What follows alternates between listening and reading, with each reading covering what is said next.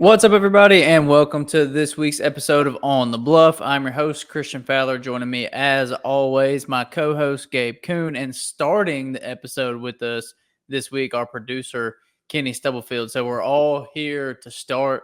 Fellas, what's going on? Well, happy episode 86. Yep. Kenny, why are you hiding, brother? Is this weird for you? This is weird for me. I'm not used to this. I don't like it. I'm usually behind the scenes. I usually have no clothes on during the first segment. This is weird for me.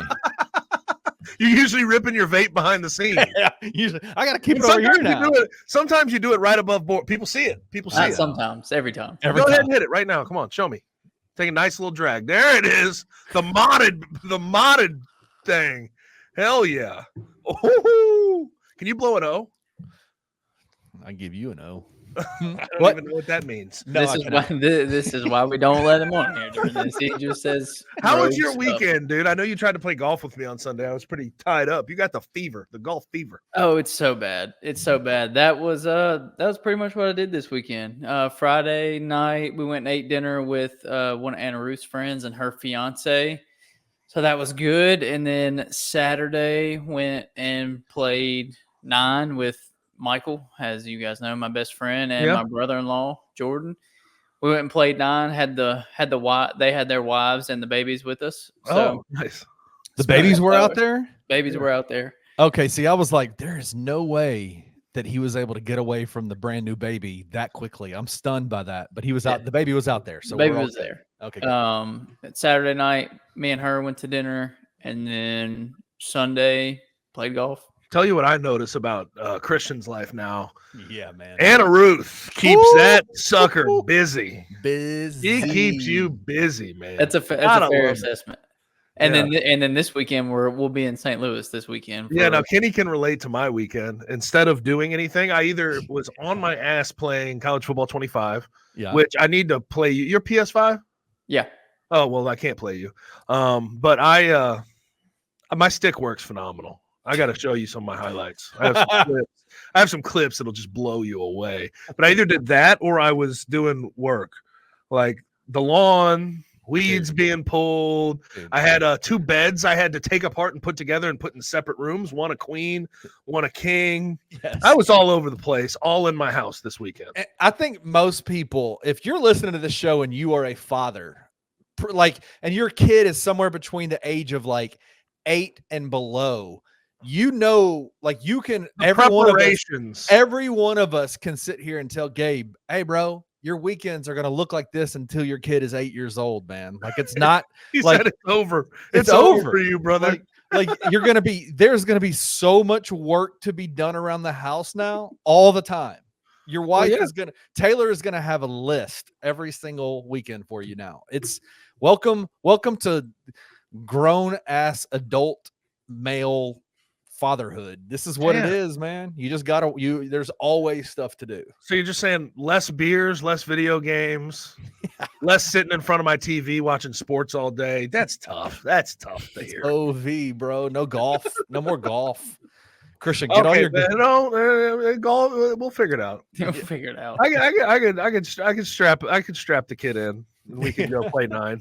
And I can go ahead and tell you what Kenny did this weekend, because I asked him before we started, do you have anything going on this weekend? To which he replied, hell no. I did some lawn work on Saturday, or some yard work on Saturday. So let me tell you, that's it. Kenny gets out of the house during the week. Yes. Yeah. And the weekend, he's the homebody. Oh, dude. We just don't get my daughter's playing volleyball now. And right now she's at volleyball practice. And so throughout the week, we have every night there's something going on. We're out doing something, moving and shaking. Saturdays and Sundays are don't plan anything because we got stuff to do around the house. So Saturday for me was I literally had to redo my entire fire pit. It looked like prior. I wish I had taken pictures I could show you. Prior to that, just get a solo stove, brother. Prior to me working on it, it looked like dead bodies were buried in it. Now it looks like someone could enjoy an actual fire pit. You could get a solo stove, man. What's wrong with that? Hey, listen, man. I'm thinking about going that direction, getting the big solo stove and just throwing it out there. It's smart. It's probably would have been a better idea, to be honest with you, but not me. That's not No, what I did. it's smokeless too. Yeah. I mean, listen, I could be honestly solo stove. Where you at? Hit me up. Sponsorship. We have some sponsorship opportunities right here at Bluff City. Let's go. All right, fellas. So before we jump in, I do want to hear Gabe's thoughts on college football 25 because we did not get them last week. I love it, dude. I know. I can't get enough. I'm so hyped up. Are you playing Any free time I go up Dynasty? there and play against somebody else. The one thing is like the stick work is so beautiful. Like Smooth. the ability you have to juke people out of their shorts, the amount of just sort of weaving you can do in and out. That is the best part of the game. And it reminds me of NCAA 14, how you could do that to people. The stick work is the biggest thing. Now, there is a drawback to this whole thing. Defense is hard. You have to let the computer tackle for you most of the time. It is so hard. You can't tackle. Like you can hit stick people if you catch them at the perfect time. Like if they're catching the ball and you're coming up and closing ground really quickly, then you can use the hit stick. But clicking X to tackle is impossible. Yeah, agreed. Have you played Dynasty yet at all or no? I started with Memphis. It's fun. It's fun. I've been doing is. a lot of Road to Glory though. Yeah, I prefer. I transferred from Mississippi State to Memphis for my sophomore year, and we're 12-0, headed into the AAC championship, locked in, baby. So what is it? What's the mode where you can actually become a coach? Like where Dynasty. Is that Dynasty mode? Yeah. That would be fun for me. You can start as a DC or an OC too. Yeah. And you get to set your whole recruiting board. So you like get to pick all the players that you want to recruit, and then week by week you kind of go in and you do it. Allows you to do different things. The transfer portal is cool. How do they do that? So, how do they do the transfer portal? So like I said, you set up your recruiting board at the beginning of the year, and you recruit high school recruits throughout the season. And then once the season ends, the transfer portal opens, and you set up your transfer portal board and recruit it the same way. Do they have an NIL function? No. Well, it's like brand exposure is what they call it. Yeah. So like you could sell someone on brand exposure. But you're not, I wish I could just pay these suckers like, here's $500,000. Come on down. No, you're not. I get a 5-star easily that way. Yeah, you can't offer like money or anything like that. They should. I think they're gonna change that. They're gonna. It's still per NCAA rules. You can't do it. We know that's not how life works, but I think college football, the video game, has to go in line with what the rules are. Yeah. Like how dope would it be? It would be cool if you could somehow like have certain businesses and stuff that you can make deals with and get them to pay them, because that is technically above the board. Like that would be cool if you had like your donors, like the companies that are donors, and you could like put them in touch with certain recruits. That'd be pretty badass. Yeah. Or like help build a collective out for your football program or something like that, where you're like, I don't know, it'd be fun. Yeah, that'd be nice. That'd be nice. Yeah. They don't have that though. No, they don't. That's brand exposure. But it is pretty extensive. It's a lot of fun. I've enjoyed it so far. But speaking of college football, let's jump into some University of Memphis football related topics. We will talk about stadium renovations. I would imagine everybody would be very happy about this, but there have been some people that can't let go of the old and welcome in the new, which is strange, but I guess we shouldn't be as surprised as all three of us are. I mean, there's a very large building right next to the Simmons Bank Liberty Stadium that has sat pretty untouched for quite a while because of the same thing. So I would say the majority of people are excited about renovations. They know it's a good thing, but you still have that group of people that's upset about the renovations. And I can see some people being a little nostalgic and saying it's not going to be the same exact way that it always has been, but also being excited. But there are a small group of people that are legitimately opposed to changing anything about Simmons Bank Liberty Stadium. There's not a bad seat in the house. Well, yeah, there is. There's multiple obstructed views. There's 4 posts that they're going to try to eliminate. I listen, with that, one, I'd say to those people, and I think most of them are this way, where it's like, well, think about what's to come. Think about the future. That's where we're headed. But also, I've long held this opinion, and this goes to the Mid-South Coliseum. This goes for everything. Just because you knock something down and build something new does not mean you lose the memories you had. I just have never understood that. And Me also neither. like with the, it's not going anywhere. It's still Same the Liberty stadium. Bowl. Same It's still stadium. the same stadium. It's just going to be better. Like, why? You're not getting rid of any memories. What memories do you have? Like the obstructed view. I'm going to miss it so much. No. The old press box. The press Yeah. box Smelled that of mildew. I'm going to miss it. if you move too quickly, there's a Like, likelihood you could fall. What memories are we really losing? If you have these memories that you hold close to you, guess what? They can stay memories. Yeah. Yeah. But for other people that want to have a better game day experience, like they don't have to give a shit about the memories that you hold. They don't have to give a damn. No. It was strange to see some of those reactions though, Christian, because I saw a lot of that as well. And I think your assumption there is right. Like it is sort of the similar thought process behind not getting rid of the Mid-South Coliseum, even though the Coliseum, like every time I see it, it feels like the building is begging to be knocked the hell down. Please put me out of my misery. Yes. Every time I Mid-South drive, Coliseum is screaming for help, and no one wants to help it. it's where they filmed The Walking Dead. Like it's like it is like the word.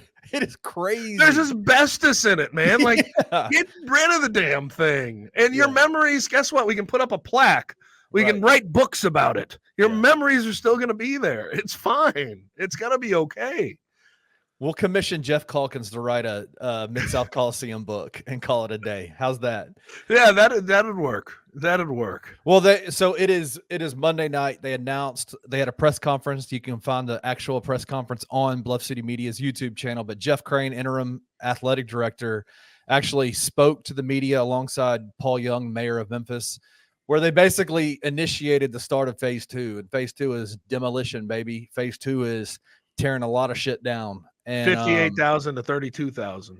Yeah, what did they say? Yeah. So they're taking out the entire west side of the Liberty Bowl, and you have to watch the press conference. But Jeff Crane said something like the amount of rubble. There's like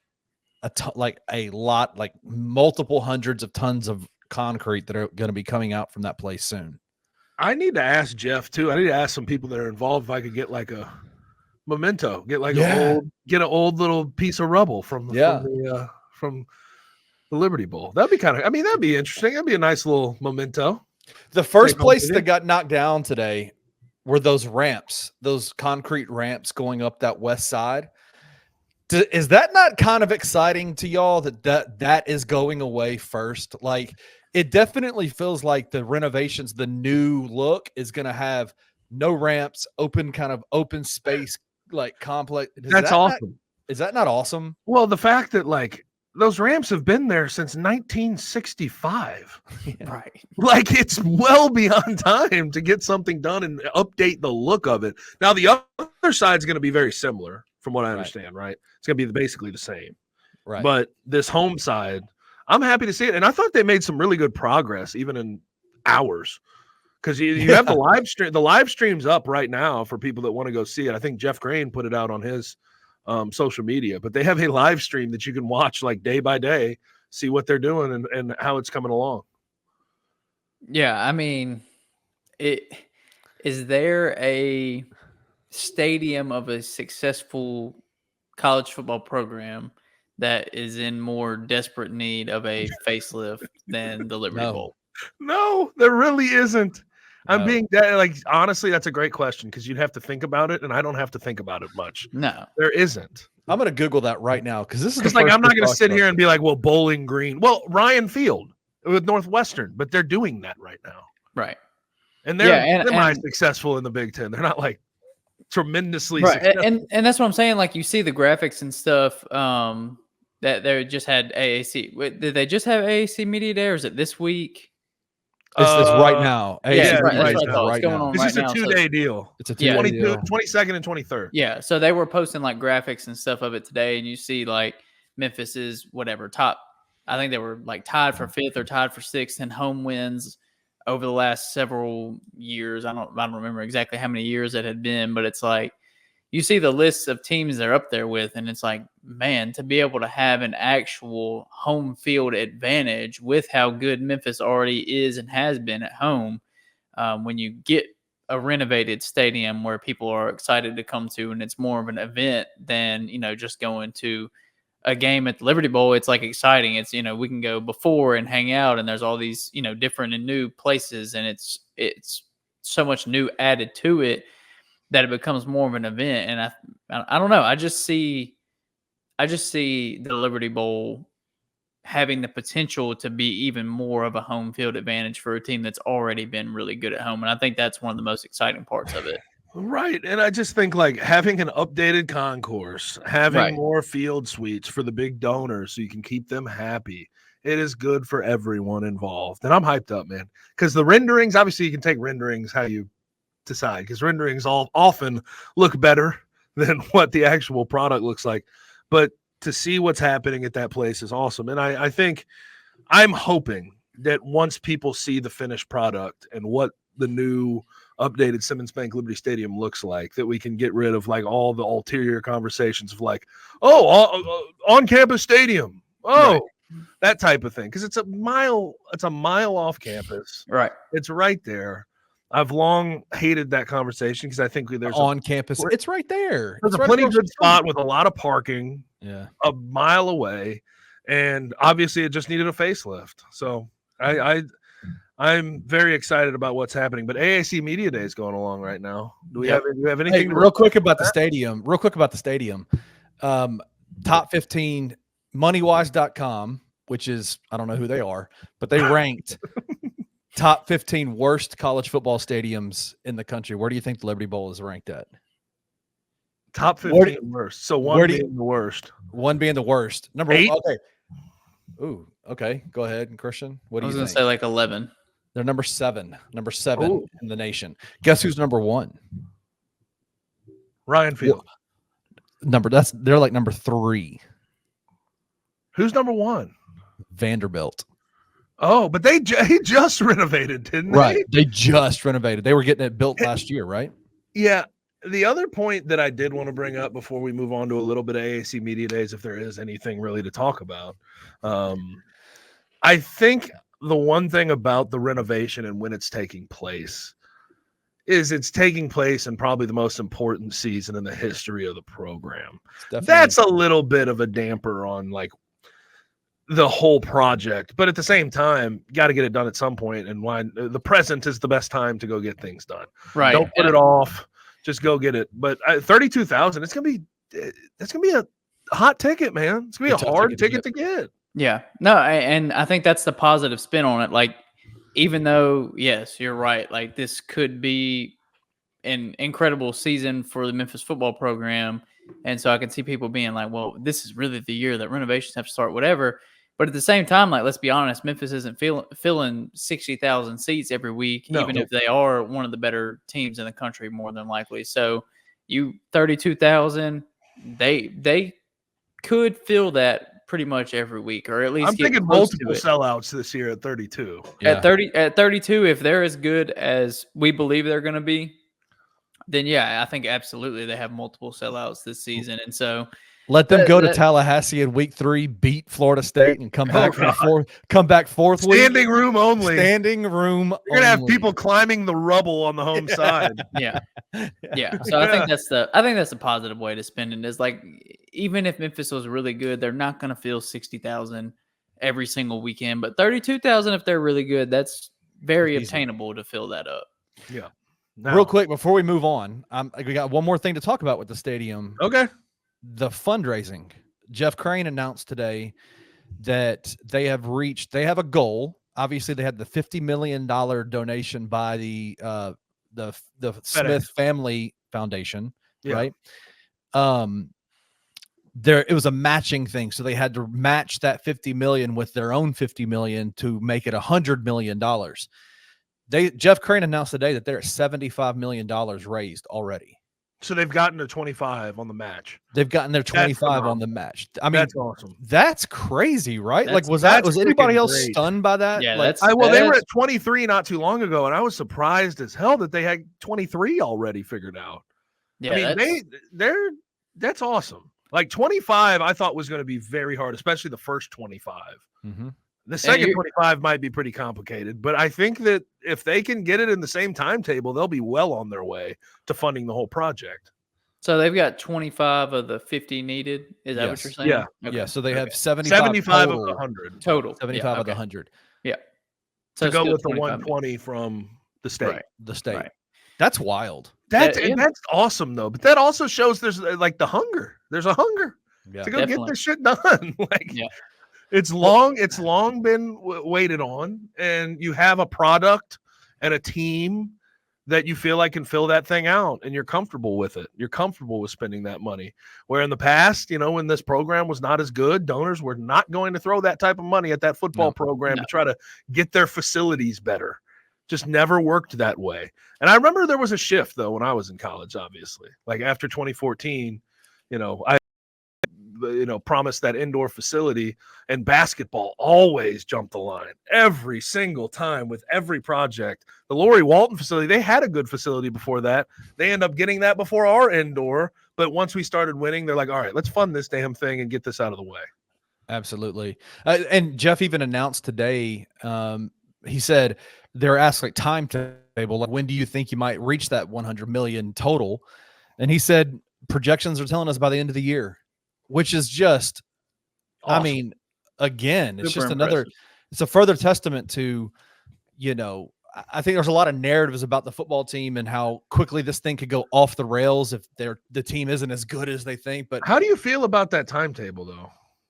What do you mean? Do I think it's I mean, he's projecting it. We know what projections are, just right for the most part, especially if it's someone within the house, like somebody telling you and feeding you positivity. Maybe sometimes you in 1 year out the other, but that's 5 months, $25 million.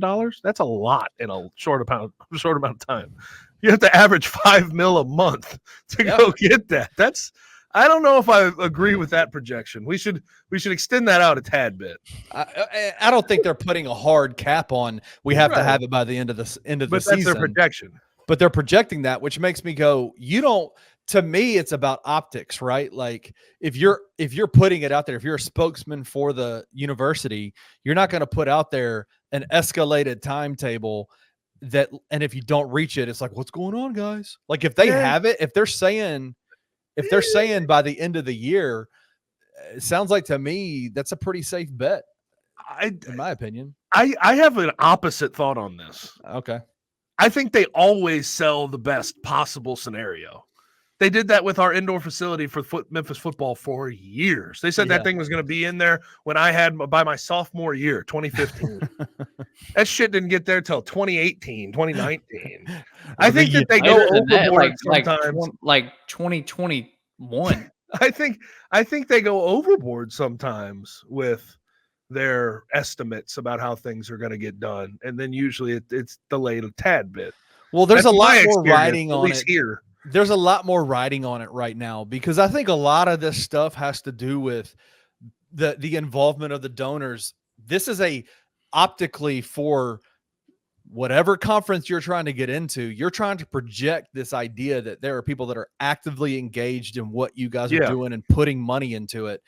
The eyes on the football program are much broader now in terms of like the scope of it, right? Like he was even asked today, Jeff was asked today, like, have people been noticing like what is going on with the university's football team? And he said, the calls that I'm getting, yes, people are noticing what's happening here. And so I don't know, man, like I would be hesitant to say, yes, we have a projected end date of getting that 25 million by the end of the year. And then look up and it's March or April or May, and you're like, still not here yet. Well, what's going on? I don't know if it'll get that long. That's not what I'm saying. Right. But I think in some of these situations, they overpromise to keep the positivity rolling. Keep the positivity train rolling. I mean, maybe your thought's right. We'll see, because there is a lot more riding on this than my example, where it's the football facility. That only affects the football team. Right. Not a lot of people get to enjoy the fruits of that. Hey, if they wanted to open it up, me and Christian could go run some routes right now, man. I love it. We'll do it. Yeah. I hear that. All right. Well, Gabe, you brought up AAC Media Days, and I'm just going to be totally honest. nothing. I Really think there's a conversation to be had here about who Okay. else we think is worth a damn in this conference, That's right? fair. I did see though, like I don't think anybody really spoke today. I think tomorrow's the big media day. I think people arrived today, and I saw Seth Hennigan. Yeah, I think he beat Tim Pernetti, the new commish, and like stomped him in college football. Yeah, with Memphis over South Florida. He played at South Florida. Okay, whatever. But I saw that he had like a pick six on him, beat the hell out of him. But yeah, I'm curious how the media is going to vote. I think Memphis is going to be number one in the preseason media poll. Yeah. But then I think it's going to be interesting between like Tulane, UTSA. How high are people on South Florida with Byron Brown going into a sophomore year? They have Naquan Wright from Miami, the transfer last year, but he's really good.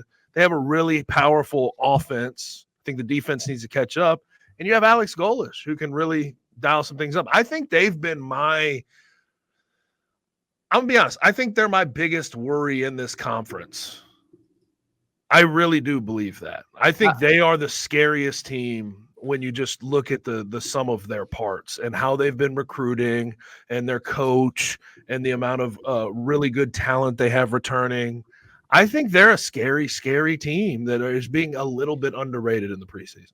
Yeah, I don't disagree with that because, like you mentioned, their offense is really, really explosive. And even if their defense isn't in the upper tier of the AAC, like they can have one of those games any given week where they just can't be stopped offensively, and it doesn't necessarily matter how not great their defense is. Like they're going to be a very dynamic offensive team this year. So as far as scary, maybe not just overall sound team, but I think South Florida is definitely scarier than people give them credit for just because of what they can do offensively. And if he makes a jump in year, I mean, he was a true freshman. He's a true freshman last year. Well, I think he was like 17, 18. Use his legs. Young. And yeah, he's dynamic. He can use his legs. He got a strong arm.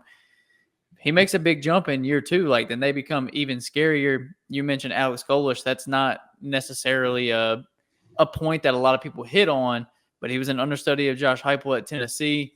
Was there his first couple of years, including with what they did with Hendon Hooker under center. So I don't see why they can't be even more dynamic offensively this year, which for a team like Memphis, who historically has struggled defensively, that's, it's a big point of competition with the team that can light up a scoreboard any given week. Yeah, you can't forget like Memphis versus South Florida at home last year. That was a fucking adventure, man. Yeah, it was 59-50 final score. Byron Brown 5 TDs passing, and I think he had a couple rushing. Like that's going to be a terrifying team because the other teams you'd look at realistically are Tulane and UTSA, and I can look at both of those teams and give you way more drawbacks than I can give you positives heading into this year compared to where they've been the past couple.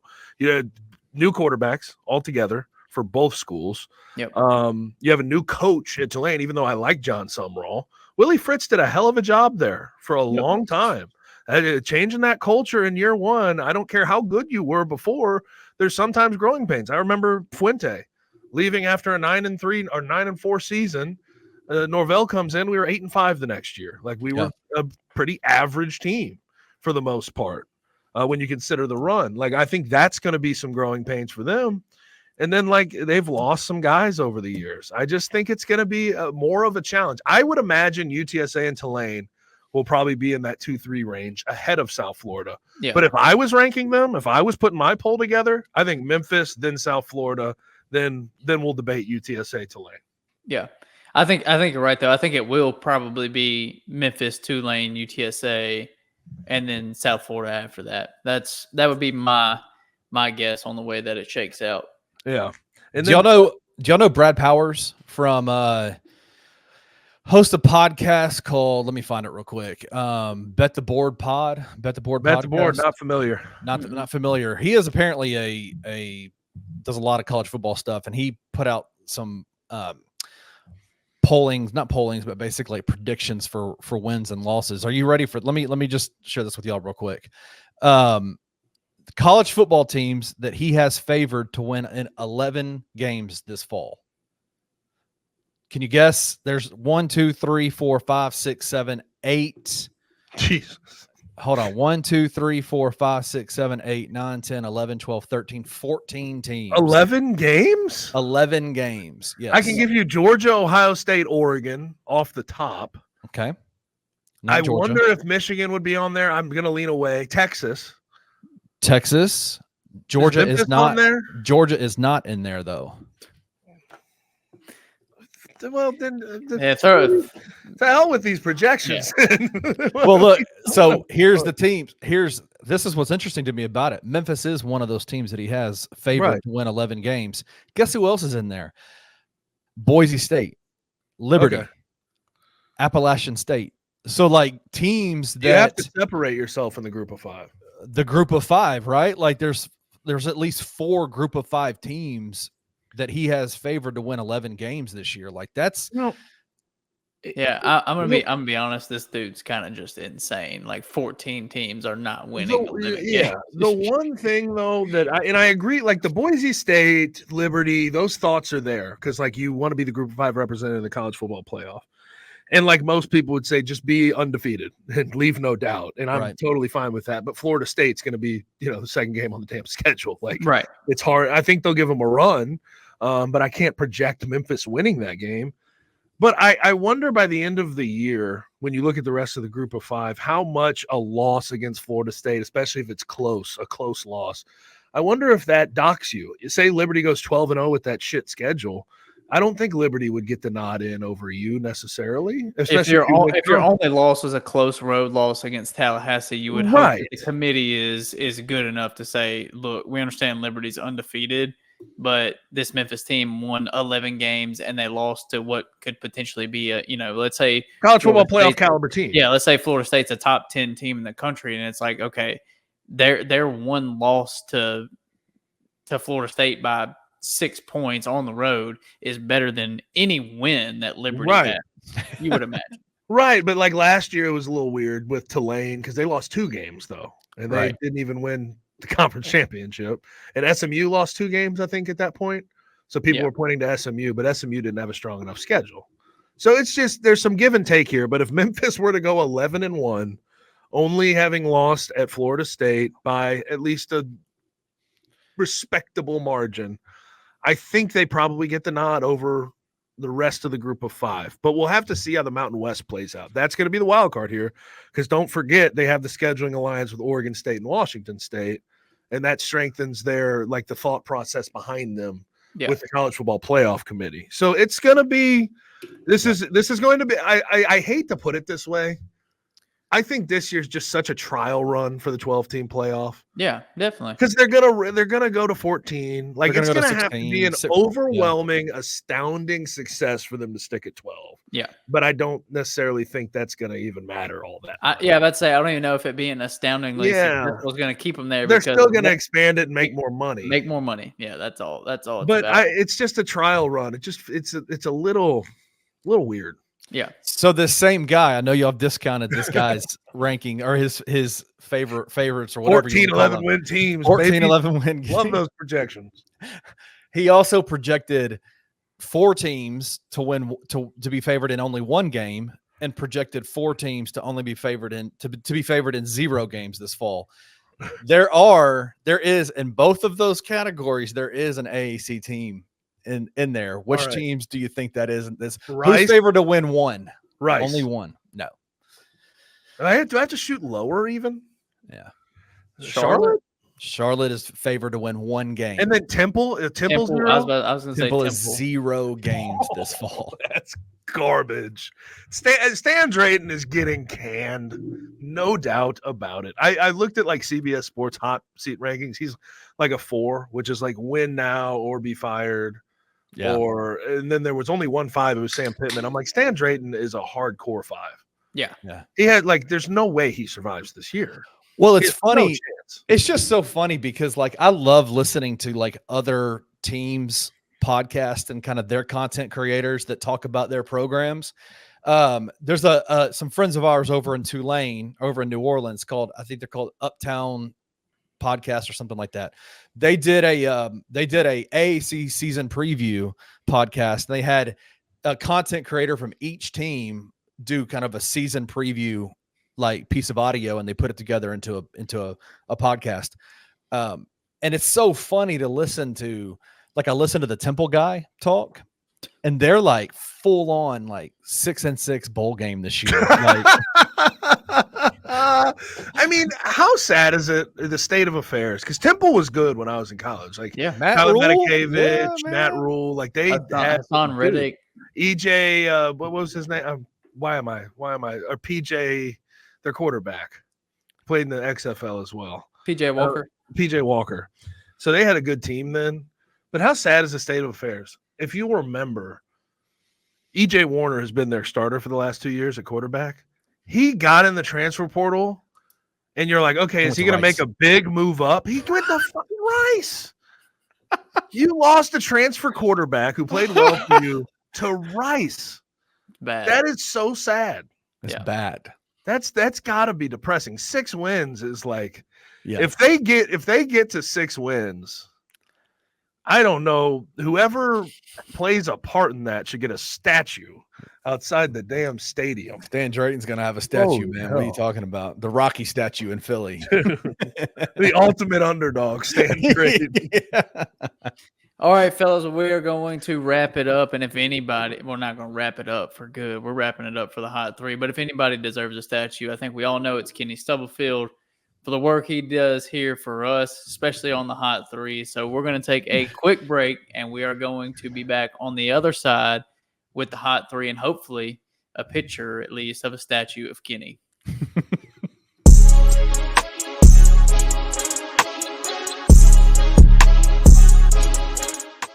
Scottie Pippen Jr., man, he has looked so good this summer and made a strong case for NBA minutes. Yeah, he's been amazing. And I think the biggest revelation to me is how well he has been on the defensive end. A havoc defender. He's always getting his hands on balls. He's always in the way. He's very good at anticipating.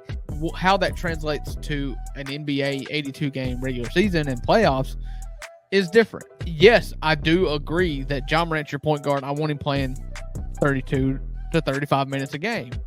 However, in the minutes that he's off the floor, you know, say Dez is out there or Marcus is out there, I'd still rather have Scottie Pippen Jr. facilitating and kicking to them. I'm in your camp here, but I think that Scottie has a real role on this team. What if Dez and Marcus don't have to run one, and you can have Scottie running the point, have Dez and Marcus out on the wing, and then you've got Scottie driving where he can kick it out to Dez, or he can also shoot, can create space for our second lineup. Tune in to the $2 Sports Show with Rusty Witten and Drew Gann every Friday at 3 p.m. only on the Bluff City Media YouTube channel.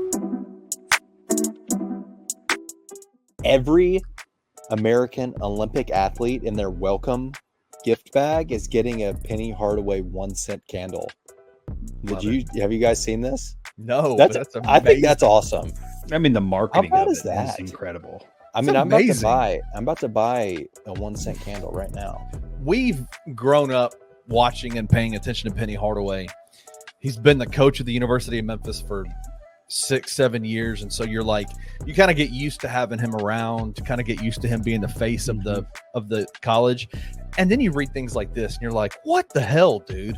Like, this dude is like a monster like, you know what I'm saying? In the sports world, Penny Hardaway is that guy. Like, it's just, he's got a daggum candle in the welcome package in the At the Paris Olympics. Olympics. That is That's wild. crazy. Tune in to Tigers Untapped with TJ Willis and Trey Lasley every Wednesday at 3 p.m. on the Bluff City Media YouTube channel. United Way of the Mid-South and 901 FC are teaming up to gather school supplies for students and teachers in Memphis Shelby County schools. We invite you to join us in our Stuff the Bus initiative. Bring new school supplies to the 901 FC versus San Antonio FC game on Saturday, July 27th at 7:30 p.m. Donate notebooks, pens, pencils, crayons, and much more.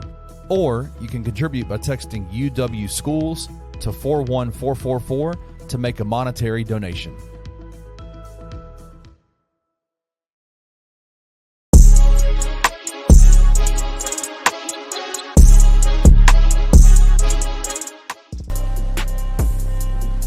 Yes, sir. Yeah, what up? Oh, Kenny No. was forgetting he had to lead us into the hot three for a second. No, I'm not. I was waiting for the music to start. I'm like, what's going on?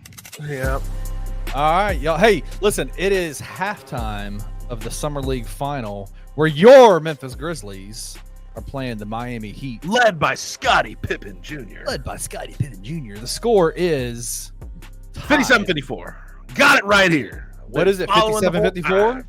Grizzlies? 57-54 Grizzlies. Yes, sir. So let me ask you this. This is a hot 3 plus 1. Let's do a plus 1 real quick. Yeah. You heard the $2 Sports Show guys, Drew Gann, Rusty Witten, talk about Scottie Pippen Jr. Has he earned his spot for the Memphis Grizzlies? Last week you were giving people shit for I was. for You Scottie were. Pippen Jr. I was. He should get converted at some point. It's just not right now. I saw some people like, I need to be a player advocate. I need to advocate for this player to get a. I'm like, dude, you got to advocate for the Grizzlies roster, and the roster calls for Luke Kennard over Scottie Pippen Jr. right now. And also, you can get the best of both worlds. You can keep him on a two-way for one more year since he signed a two-way deal, and he can play 50 games if need be. So there's no reason to convert him right now. But he's a stud. He reminds me of Tyus on the offensive end, maybe a little bit more erratic, better first step. But on the defensive end, even though he's like Another level. 6'1", Another he level. gets after folks, man. He had Yeah. a triple-double the other night, Yeah. sending them to the Summer League Final, 23, 10, and 10. I love the guy. And he's 23 years old, too. The Lakers letting him off that two-way was dumb as hell. Hey, Like, what are y'all congratulations. You got Bronny. You got Bronny yeah, back. What the hell are Right. y'all thinking? And the worst part about like the Lakers letting him go, he was with the South Bay Lakers on their G League team, and he was lighting it up. Killing it. 20 points per game, right around 8-9 assists. It's like, why did you think it was a good idea to let him walk? Because you. they're the Lakers. Because Thank they're you. the most. They're the They have richest. no most- direction. I think They're the that's richest idea. poverty franchise ever. I can't stand. I am so glad. I relish in seeing the Lakers get what they deserve, man. Honestly, like I'm a big LeBron fan. I like LeBron. I think he's awesome. But it is so awesome to me to see them think that they can get away with all of this nonsense every single year, making these dumb decisions for their roster, changing coaches over. Let's go get JJ Redick as our coach. They're dumb as hell. They're They're really dumb as hell. Let's sign Bronny James to a 4-year Yeah, contract. but I think we talked about it a few weeks ago. They don't have a direction with what they want to do. Zero. Like, Just do you want to like think about getting past like what's going to happen after LeBron, or And do you just Anthony wanna, like, Davis? take this Yeah. for what it is? They don't know what they want to do. They don't know what they want to do. Circus show. It's a Well, it's a 'cause I shit think show is what it is. They're also they're entitled, right? Yes. And what I mean by that is like, I guess their thought about getting past the LeBron AD era is like, oh, we'll sign the best free agent out on the market. Right. We're the Los Angeles Lakers. I'm like, yeah, I Oh. don't know, with the new CBA and everything else and how players want to move around, I don't know if that's going to hold the same weight as it did in previous years, previous decades, previous generations of players. And what I love about it is that with this CBA that's in place now with the NBA and the Players Association, they are literally LeBron James saying, I'm going to take a $2 million pay cut to keep us $2 million below the second apron of tax capacity or whatever it is, yeah. where there is so much implications to what they can and can't do. Well, with the they'll draft, be signing even with the trades. first apron. If you're a repeat offender, you have to pull out that checkbook and write a check. Yes. If you're Second a repeat apron is offender, horrible. if you're a Horrible. repeat offender in the first apron, you get your draft picks frozen and moved to the back of the first round. I don't know, the second apron, holy shit. Oh, It's terrible. The I- Celtics are going to be in for it, man. how the end funny of- is it? At I least know they'll probably get another championship out of it. they'll probably get another championship, and they're cool with that. But how funny is it that the Celtics ownership said, "Hey, we're going to pay everybody, and then we're dipping out of here." Well, you know how obvious this is, though, too? Like, and here's the difference between the Celtics and the Lakers. You know who runs basically the Celtics is Brad Stevens, one of He's the a best genius. sharpest basketball Yes. minds we have. You know who runs the day-to-day operations for the Lakers? Genie Genie Bus. Bus and Rob Pelinka and Kurt Rambis and like LeBron. Like it's like Yeah. it's just embarrassing. Yeah, it's LeBron. Like It's you LeBron. want to be on the LeBron. same pedestal as the Celtics. You're not anymore. No, You have that ship has sailed. I just think it's so dope. Like, and we'll get off the Grizzlies in a second, but like, not having Zach Edey for all but 3 minutes of the summer league that he actually played, they're still now in the championship game. They're 5-0. They haven't lost yet. And I look at it and I go, okay, like Scotty has played well, Gigi has played well, but I'm wondering, we still hear a lot of conversation about they need a backup big. Is Trey Jemison that guy? I think he'll be fine. Yeah, I think he's an emergency big that you can have. You have him on a two-way. he's been okay in summer league. I've been impressed. Yeah, he's been fine. I mean, and also like with with the bigs that are out there on the free agent market, it's like, who are you going to get? how much better? I mean, if you're marginally better, but you have to pay more for a guy, Right. is it really worth it? No, probably. When I saw, I don't think there's any bigs out there that are that much better than Trey Jemison. I liked Isaiah Hartenstein's game, and I thought he would fit perfectly with the Grizzlies. But when he got a $29 million a year contract with OKC Thunder, I was like, no. That thought was cooked pretty quickly. It's like, You're like, nah, never mind. Doesn't make any man's a sense. career 4-point a game guy. Like, what are we talking? 6.5 rebounds Thank you. a game. All right, let's get to the topic number one. The United States men's national team is heading to Paris pretty soon. They just finished out today. They just finished out their exhibition run, where they pulled out another close game against the FIBA World Cup gold medalist Germany team. The German team is really good. A lot of pros play for that team. I didn't get a chance to watch any of it because I was fixing my fire pit. But on Saturday, they also played the South Sudanese team that had, I think, Winyan Gabriel is their only a pro, and it took a LeBron James. Well, buzzer Mariel beater. Shayok, who had 24 points, is Who? borderline pro. Who? Borderline pro. He's out of Iowa State. But Yeah, bro, what are we borderline talking pro. about? I think he spent some time with the Sixers. What are we Did you say- talking about, Did you Gabe? say Mario? I'm just Shayok? saying. I'm just saying. Yes, you're right. Winyan Gabriel's the only guy we actually know. Yeah. So are you guys? Is this a testament of the men's national team not being ready, or is this just the sign that basketball is a global sport now and that everybody is good at this point? I wouldn't go that far, really. I mean, I think it's most certainly over the years improved. There's no question about that. I mean, you can, even as someone who casually takes in like global basketball, you can look around during this time of the year, during the Olympics or FIBA or anything like that, and look at the amount of pro players that are on different teams, because I think you have so many people that are so used to back in the day. It's like every star plays for the U.S. team, and that's not the case anymore. Like, there are global superstars now. So I definitely think there's no doubt that the game has expanded. Now, has the rest of the world caught up with America in basketball? I don't think by any stretch of the imagination it's even close. I don't really know what it's indicative of. Is it something with the team? Is it the way that they're gelling? Is it the lack of excitement? I guess I know it used to be a much bigger deal than it is now, and like playing for the U.S. national team is not the way that it was in 92 or in 2008. With the second rendition of the Dream Team. Like, there's not that. You don't get that sentiment about it. Like, the whole country's not buzzing about the U.S.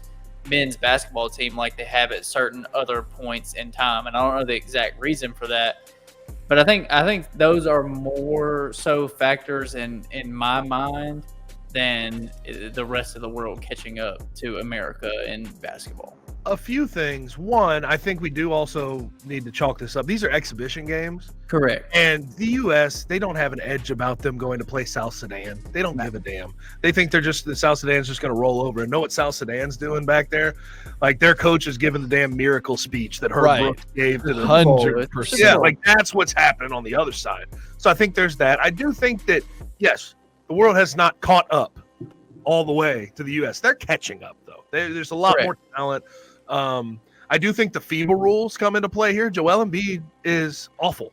with Awful. the FIBA rules. With the FIBA He rules. can't, it's more physical. Can't go just draw fouls.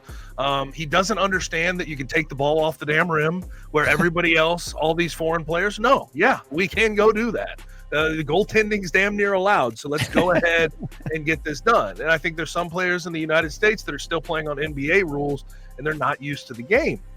Now, the final thing, and I think one of the more important things, Steve Kerr is on fraud watch, dude. Oh, he's a fraud. He is bro. on fraud watch. He's a fraud. He doesn't know how Yes. to manage that team. Mm-mm. He doesn't really run sets for them. He doesn't understand how to get, they don't share the ball coming out because they don't have sets set up for them. Even though they should share the ball, you have All-Star, Hall of Famer, Hall of Famer, Hall of Fame. Share the ball.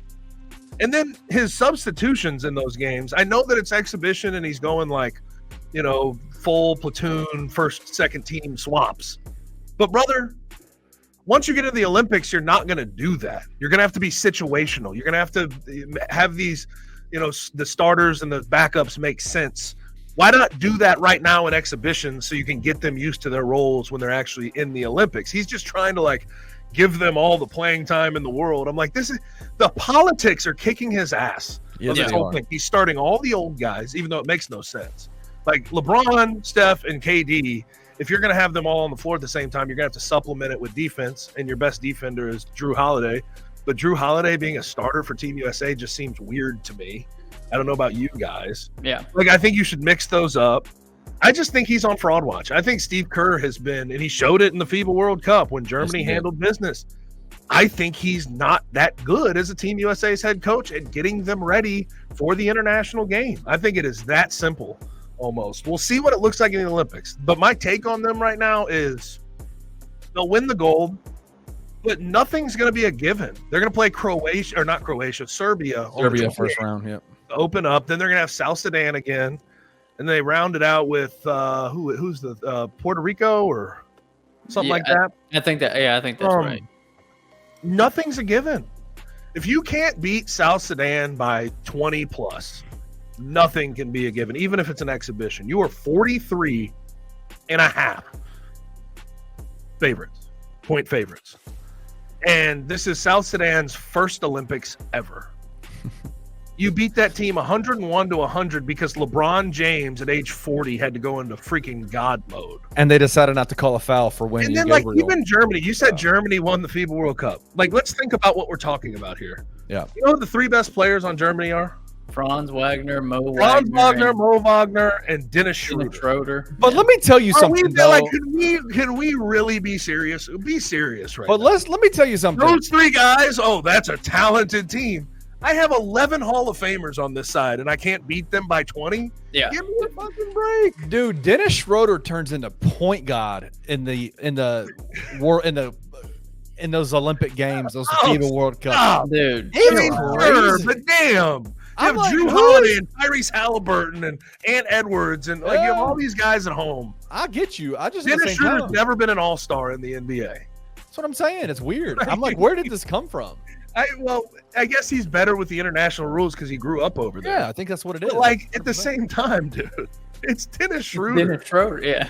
Lakers fans were like, get this asshole off my team. It's like D'Angelo Russell playing well for Come on, man. Dominican There Republic. comes a point we can talk about France and Germany and Canada. Oh, they're talented. Sure, they're talented. They're not even close. They're not even 50% as talented as this USA team. Nope. And I think that falls to this team having a target on its back and not having the edge. And also Steve Kerr just being a kind of stick in the mud coach. Not very good.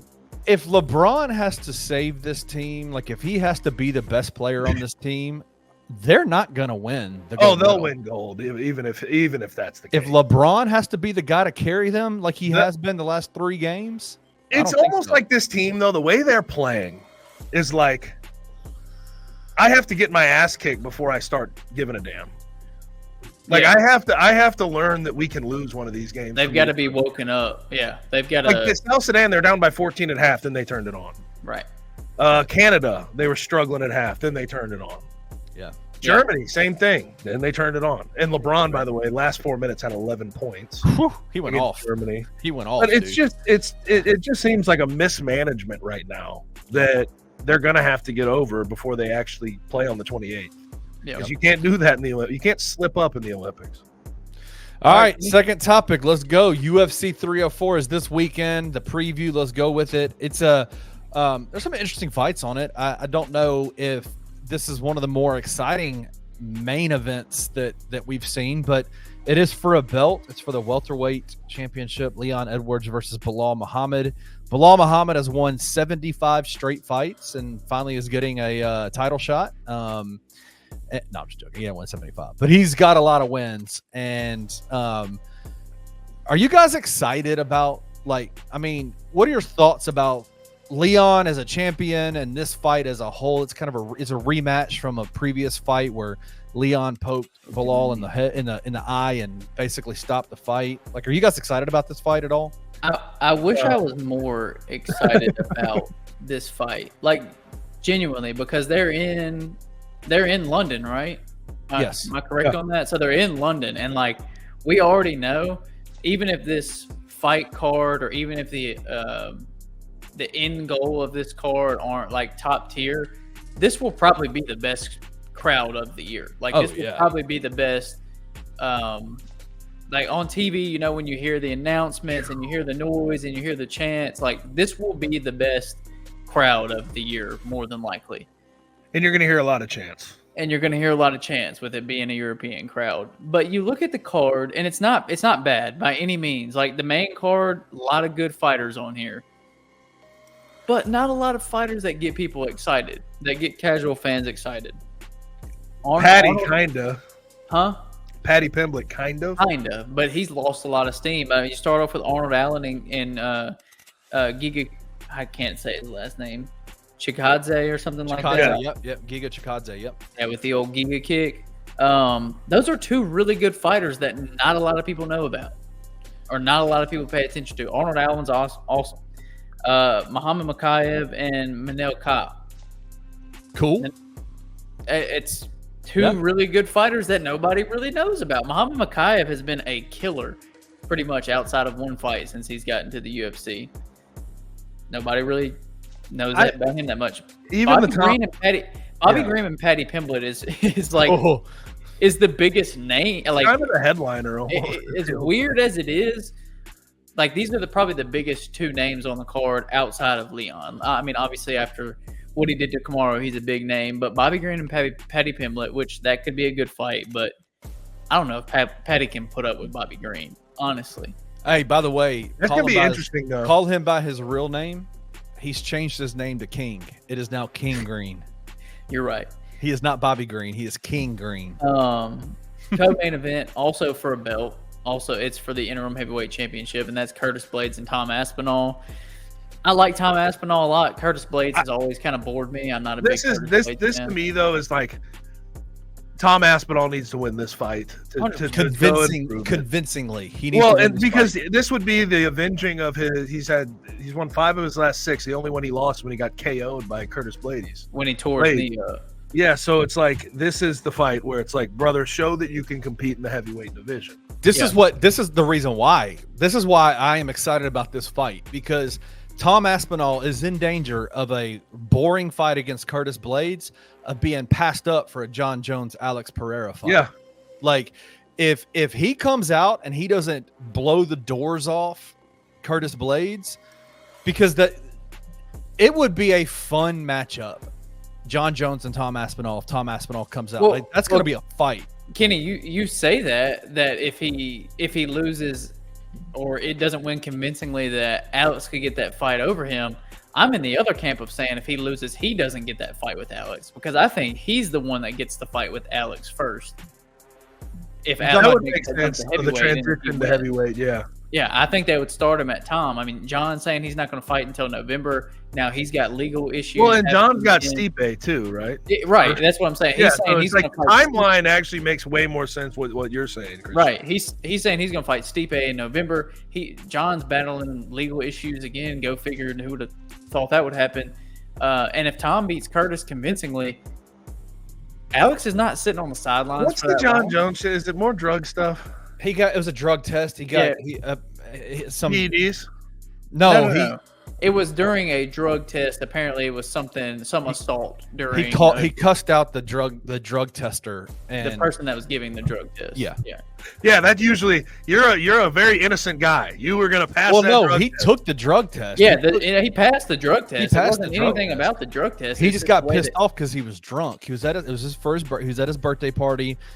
They came up in his birthday party. He was drunk. He took the piss test, pissed clean, but was pissed off because he was drunk and was annoyed That that actually he got. makes sense. Yeah, don't. Yeah, I would be I'm having annoyed a too. I'd party. be like, I'm yeah, having a party at my house. You really want to interrupt me like this, Right. you Yeah. assholes? Okay, I get it now. Right. But he I probably he think- went too far. I'm Yeah. assuming. But I honestly think if Tom wins this fight convincingly, I think they could give him Alex next, and that's a super fight. Like, it doesn't matter Yeah. who Alex fights at this point. He is big name on the market. Hey, speaking So, of him, did This you see- fight, even though to me it's not exciting because Curtis Blades isn't exciting, it does have a lot of implications. And then finally, Leon Edwards and Bilal Muhammad, which just feels like like Kenny said, they fought a couple years ago. Leon poked Bilal in the eye, and it was ruled a no it's just contest. Bilal bitching enough to get what he wants. Correct, and I mean Bilal deserves it, He 100%. Yeah. But neither one of them are selling. They're just not selling anything. Like, they're not big names, even after what Leon has done. So to me, it's not that exciting. I think it could be a really solid card because I think there's a lot of really good, underrated fighters on it, plus the crowd in London where you're at.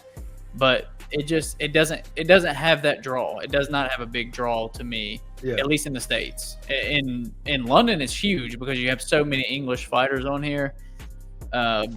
But here, to me at least, not so much. I agree. Did you? So you brought up Poetan, so I'm going to ask you if you saw the Jake Paul fight this weekend. I did. Jake Paul and Mike Perry. Mike Perry is a good God. He's a psycho. I'm worried for that guy. He's a I'm psycho. worried for a lot of guys in bare knuckle boxing. But did you see who Jake Paul called out? No, I did not.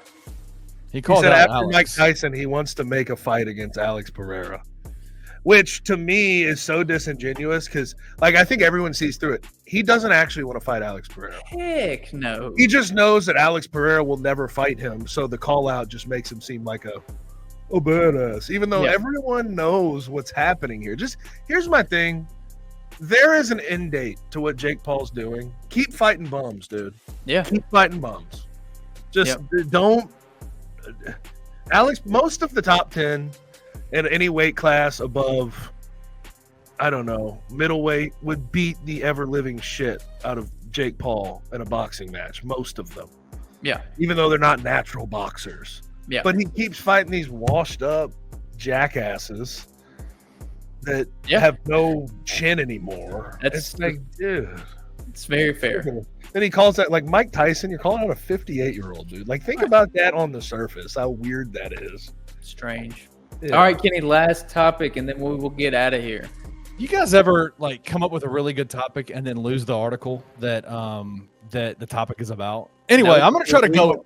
No, because we don't come up with the topics. Okay. I'm going to go with this. I found this article on ESPN that talked about the most impactful moves based on positions in the NFL this offseason. And they gave a couple of different moves within these different position groups. I can't remember exactly which ones they were, which moves they were, but I'm going to ask you guys this. Okay. They mentioned running backs, wide receivers, and defensive players. They mentioned obviously running backs, Saquon Barkley, who moved over from the Eagles to the Giants. Was it the Giants? Other No, way. Giants around. to the Eagles. Giants to the Eagles. Giants to the Eagles. Which running back from the Eagles left and went? Where did he? DeAndre Swift went to the Bears. go? Okay, to the Bears. And then you had Derrick Henry to the Ravens. That's a good yes. Okay, so let's go with those three. All right, in the running back, Saquon, Henry, and DeAndre Swift. Receiver Stephon Diggs left Buffalo, and where did he go? Houston. Houston. Yeah. I'm trying to do this off my top of my head because I don't have. Can you just ask us what are the Yeah, most just ask impactful us. switches? We Like, I don't can even take- know why you're trying to. Like, can just take- ask I'm us. just trying to help. Look, What- let's go ahead. Christian, you go first. Most impactful moves. moves this offseason for certain. Okay. Are we gonna just do Just this off the top overall of your game? head. I want general because I have two generalities that I sort of want to get to. Okay, well, I mean, I'll go with the obvious one.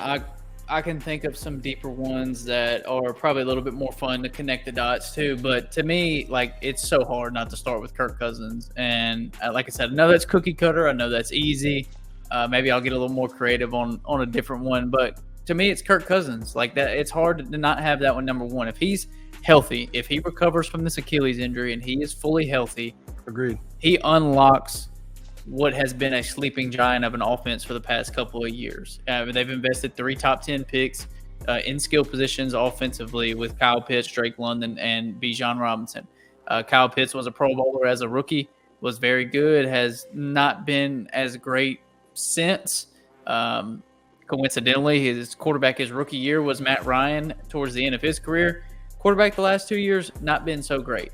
Drake London, I can't say I'm the biggest fan of Drake London. Like I don't ever think Drake London will be a top 10 or a top 5 NFL receiver, but I think he's really, really solid. He is, and this is kind of this might seem like a kind of basic example, but he's very similar to someone that he played with in college and Michael Pittman. Like they have similar size, they have similar build, they have similar skill set. I don't think they'll ever be elite, but they can be 1,000-yard receivers though.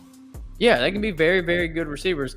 And then Bijan Robinson has the potential, bar none, to be the best running back in the NFL. At any given time, it could happen. So he's incredible as a runner, incredible as a receiver. That we've talked about this multiple times over the last several weeks. They have one of the more underrated, but also one of the best offensive lines in the entire league. And if Kirk Cousins plays the way that Kirk Cousins has played in his time in Minnesota, this offense should be a top 10 unit, no doubt. Yeah, I'm going to start with my my under the radar signings, and this is really I'm going to go generalities here. I think the Lions, just everything they've done to strengthen their defense is bar none. I think that there is an argument right now that you could put them as the best roster in the NFC over the 49ers. And I think DJ Reader is probably the most underrated signing of the entire offseason. Now, I think he's on the physically unable to perform list heading into next year. But DJ Reader is one of the best run-stuffing, 2-gap D tackles in the entire league. They got him for 3 years, $23 million. I know that last year their run defense was a little better, but 2 years ago they were near the bottom of the league, and I think they're closer to that. They were closer to that, rush defense than they were a year ago. Like I thought last year, some of the stats just got skewed a little bit because their secondary was so bad. Yeah. So I think DJ Reader stopping the run at the interior for the Lions was great. And next to Aleem McNeil, who's been incredible. Aleem McNeil as well. And then you look at what they did in the secondary, bringing over Carlton Davis, get a vet in there, bringing over Terrion Arnold in the draft. Like they just strengthened a secondary that they've been strengthening for the past 2 years. I think every bit, like none of these names are going to hit home as like, oh my gosh, they got a star in the making there. But all of these moves were so damn useful. Yeah. And I think that it's going to make their defense probably top half. And I think if everything goes right, they could creep into the top 10 this year as far as total defense. I think that is probably where I want to start with anything in the offseason. Yeah. And then I agree with you on Kirk Cousins as well. And now I'm going to take another pretty general team, and I'm going to go with, I think you can make a pretty compelling argument that this team could be ranked over the Lions, and that is the Houston Texans and what they've done just throughout the offseason and in free agency as well. I guess the big move would be signing Danielle Hunter away from the Vikings, who has been, when he's healthy, one of the better pass rushers in the league. You give a running mate to Will Anderson, who just won Defensive Rookie of the Year. That's a big thing for both of them. They can feed off of each other, play well across from each other. Azeez Al-Shahir in the middle of that defense. In his time with the 49ers and the Titans, I think he's been an extremely underrated linebacker. Love what he brings. Joe Mixon, who they were able to bring in from Cincinnati. I talked about him. I think that was last week we talked about the Bengals, either on here or on your show, Gabe. But I think he's underrated for what he does, both as a runner and receiver. And I know he's getting older and ultimately will slow down. But I think he adds a dynamic that they were missing offensively last year with just Devin Singletary as their running back. They also just brought in Cam Akers. So I think that running back room of Joe Mixon, Cam Akers, and Dameon Pierce is one of the strongest in the league. Regardless of what you think about Dameon Pierce and Cam Akers, they've both been productive at times in their NFL careers. They both have all three of those backs have completely different skill sets. Joe Mixon's the strongest receiving back out of those. Dameon Pierce would be your in between the tackles guys, and Cam Akers is really good getting outside of the tackle. So you've got three running backs that offer different things. Stephon Diggs, technically not a free agent. They traded for him. I don't know how much that one moves the needle for me, to be honest. I think Joe Mixon is probably the biggest needle mover that they got this offseason. I know he's a running back and people devalue it, but yeah, it makes a lot of sense for all the reasons you laid out. It does. And then with Stephon Diggs, it's like, man, you have Nico Collins, you got Tank Dell, you've got Dalton Schultz. Like, they've got a really good receiving core. Now, obviously, if you can get a player of Stephon Diggs' caliber, I think it helps. The only thing that concerns me a little bit is we've seen some of his antics on the sidelines before. We at least have heard speculations that he and Josh Allen's relationship has had multiple rifts throughout their time in Buffalo, regardless of how successful they were on the field. And you just don't want that for a young rookie quarterback in CJ Stroud, who's really making a name for himself. So I think it helps. You've got someone who's really, really good route runner, who's really good over the middle of the field, to kind of coincide with Nico and Tank and help them, as they're both young players that have really both just started to scratch the surface of what they can do. So I know that's a lot. They did do a lot in free agency, but they made a lot of good moves. One more, and I want to go under the radar because there's some obvious ones. I think that's, you mentioned Saquon to the Eagles. That's going to mean something. I think Derrick Henry to the Ravens means something. Joe Mixon to the Texans means something. So there's some obvious ones. One that I really like that not a lot of people like it, but they like it when they're just strictly talking about this team. And this team has a really good wide receiver core now. But Keenan Allen to the Bears really excites me because Caleb Williams is coming into the league and he needs all hands on deck. And when you look at DJ Moore and Rome Odunze, they're great receivers. And I think Rome will be good in his rookie year. We'll see what the targets look like. But they're not necessarily like huge target eaters. They're guys you want to get down the field, work intermediate and downfield passing with. Keenan Allen is probably one of the best slots of the last 10 years in the National Football League. And what he is a target eater. He's still a top 3 separator in this league, even though it's like his 12th year or whatever. It's not fast necessarily, but he is a target eater. And what do you need for a rookie quarterback to be able to have someone they can target at all times, who's sure-handed, who can be a safety blanket for you? I think that Keenan Allen is going to be very important to Caleb Williams' development, and I think he'll be very important to that offense. Now, the big thing with him that keep people off is he's on the wrong side of 30 and he's been injured a lot, and he's has hamstring issues, things like that. But if he can stay on the field, I truly believe that's one of the most important signings of the trades or moves of the offseason, because quite frankly, the Bears needed someone like that to have Rome and DJ, similar types of wide receivers. Yeah, that's great. And that's still a good wide receiver core, but to add that finishing touch of just a target eating machine, a guy who if he stays healthy, you can target 180, 160 times in a season.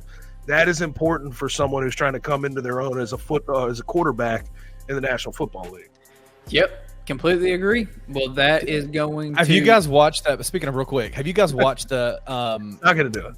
The Giants Hard Knocks episodes? Have you guys watched I've seen some of them. I haven't caught up. I've been watching receiver. They did a whole like kind of behind the scenes draft. Like, they showed you interviews with the players of the 2024 draft.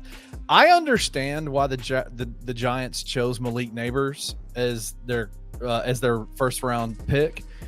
But Rome Odunze impressed me more in that interview. That kid, if he can be half as talented, because what he did on the field at Washington was incredible, but he had such a grasp of what he needs to do out there, what he's good at and what he's not good at. I'm excited to see what he does this year. I'm with you. I want to see how he's used. Washington, I think he's going to get used as a down the field threat. I think. Yeah, but also they gave him a lot of now routes and gave him a lot of stuff like that. I just want to see. I want to see how they go about it, because he's a really good jump ball guy. He's decent at separating down the field and good ball skills. So I want to see how because I don't think he's got a full route tree necessarily, but it's almost completely full. I'm just curious. Alongside those two really good wide receivers, how do you implement him, get him open, try to focus on his development? That's going to be a challenge for the Bears. Yep. All right. Well, now we are going to wrap it up. Sorry about the abrupt ending there, Kenny.